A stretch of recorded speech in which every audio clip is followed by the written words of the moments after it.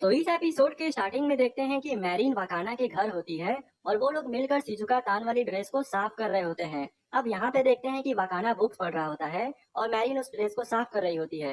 तभी मैरीन की नजर वाकाना पे पड़ती है और देखती है कि वाकाना बड़े प्यार से उस बुक को पढ़ रहा है और इतनी मासूमियत के साथ पढ़ रहा है कि ये देखकर तो भाई वो शर्मा ही जाती है। उसका चेहरा लाल हो जाता है, वो एकदम इम्बैरेसिंग फील करने लगती है। तभी वाकाना भी पलट कर उसे देख लेता है तो वाकाना एक छोटा सा स्माइल देता है, लेकिन उस स्माइल को देखते ही मैरीन की हालत और भी खराब हो जाती है। तभी देखते हैं कि वहाँ पर वाकाना की सिस्टर उसके ग्रैंडफादर को लेकर वहाँ पे छोड़ने के लिए आती है। अब ग्रैंडफादर जब गाड़ी से उतरने लगते हैं तो वो उसे कहते हैं कि लास्ट टाइम मैं ऐसे नहीं गिरा था, मैंने वाकाना के झोले में कुछ लड़कियों के सामान देखे थे, इस वजह से मैं गिर गया था। तो ये सुनकर उसकी सिस्टर उन्हें समझाती है कि आपने बस सामान ही देखा था ना, इसमें कोई बड़ी बात नहीं है। तो उसके बाद वो छोड़ के चली जाती है और वाकाना के दादाजी उसके घर में जाने लगते हैं। अब वाकाना के दादाजी जैसे ही अंदर जाते हैं, वो वाकाना के हाथ में शिजुका तान वाली ड्रेस देख लेते हैं। ये देखकर वो फिर से चिल्लाते हैं और नीचे गिर जाते हैं। उसके बाद सीन चेंज होता है और हम लोग देखते हैं कि वाकाना उसको मैरीन के बारे में सारी बातें बता देता है और वो उनके पीठ पर बैंडेज लगा रहा होता है।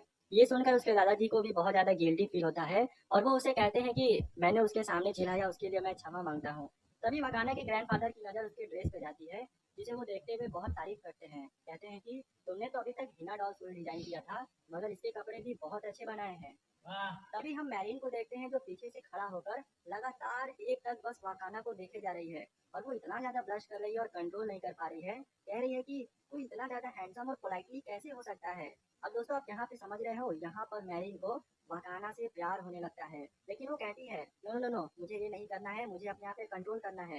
वाकाना बस मेरी मदद कर रहा है, ये सब गंदी चीजें मुझे दिमाग से निकालना पड़ेगा। वो ऐसी ऐसी बातें कर कर अपने माइंड को बहुत ज्यादा सेटिस्फेक्शन दे रही होती है। तभी देखते हैं कि उसके पेट से गुगुरु गुगुरु की आवाजें निकलती है, जो अक्सर भूख लगने पे होती है। तो ये सुनकर वकाना बोलता है कि मुझे लग रहा है तुम्हें भूख लगी है। तो उसके दादाजी बोलते हैं आज तुम मेरे साथ रुक जाओ यहीं पे। तो ये सुनकर वो मान भी जाती है।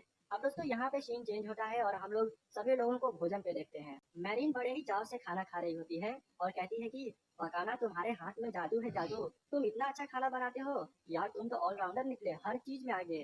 तो वकाना बोलता है इसमें कोई बड़ी बात नहीं है, एक्चुअली मेरे मम्मी पापा बचपन में ही मुझे छोड़ के चले गए, तब से मैं खाना बना रहा हूँ, ये सब कर रहा हूँ। तो ये सुन के मैरीन बोलती है तब तो हमारी भी कहानी तुमसे मिलती जुलती है, क्योंकि मैं भी जब छोटी थी तो मेरी मम्मी मुझे छोड़ के चली गई और पापा तो घर पे रहते ही नहीं है, तो इस वजह से मैं भी अकेले खाना बनाती हूँ, बट मैक्सिमम टाइम तो मैं बाहर का ही खाना खा लेती हूँ। तो ये सुनकर दादाजी बोलते हैं कि तुम्हारा बाहर के खाना से पेट भर जाता है।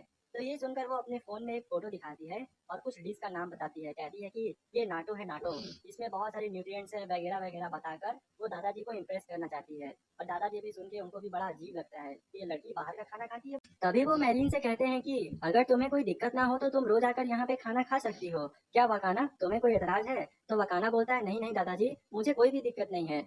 जिसके बाद दोस्तों सीन चेंज होता है और हम देखते हैं कि वकाना मैरीन को स्टेशन पे छोड़ने के लिए जाता है और वो उसे फाइनली छोड़ भी देता है। अब मैरीन जब मेट्रो से घर जा रही होती है तो वो बस वाकाना के ही बारे में सोचे जा रही होती है। कह रही है कि आखिर ये मुझे क्या हो गया है, क्या यही किसी को प्यार बोलते हैं, क्या मुझे वाकाना से प्यार हो रहा है, मैं दिन रात बस उसी के बारे में सोच रही हूँ। उसके बाद हम यहीं पर एक लड़की को देखते हैं जो पानी से एकदम भीगी होती है और वो वाकाना के दुकान पे आकर गेट पीटती है। अब दादाजी गेट खोलते हैं और उस लड़की को देखते हैं तो वो सोचते हैं कि ये भी कोई वाकाना की दोस्त होगी, तो वो उसे अंदर बुला लेते हैं। उसके बाद देखते हैं वाकाना जब घर आता है तो उसके दादाजी उसे बताते हैं कि अंदर तुम्हारी एक दोस्त आई है, वो बहुत ज्यादा भीगी थी तो मैंने उसे अंदर बैठा दिया है और वो बात ले रही होगी, तो तुम उसको जूस वगैरह दे देना, हम आते हैं। ये सुन के वकाना भी सोचने लगता है कि अब ये कौन आ गया। अब वकाना के दिमाग में कुछ और ही चलने लगता है। वो सोचता है कि मैरीन तो आज आने वाली है नहीं और मेरा कॉलेज में कोई दोस्त भी नहीं है, तो आखिर ये है तो है कौन, ये कोई बहरूपिया तो नहीं जो भेस बदल के मेरे घर में घुस गया। ये सोचते हुए वो बहुत ही गुस्से में आता है और अपने बेडरूम का गेट जाकर सटाक से खोलता है। लेकिन वो देखता है कि वहां पर एक लड़की बिना कपड़े के बात लेकर अपने बाल साफ कर रही है। ये देखते ही वो लड़की बहुत तेज चीखती है और उसके सामने नीचे गिर जाती है और उसके बदन पे से वो तौली भी हट जाती है और वो पूरा एकदम नंगी होती है, उसके शरीर पर एक भी कपड़ा नहीं होता है। अब ये देखकर भैया वकाना किसी और सदमे में चला जाता है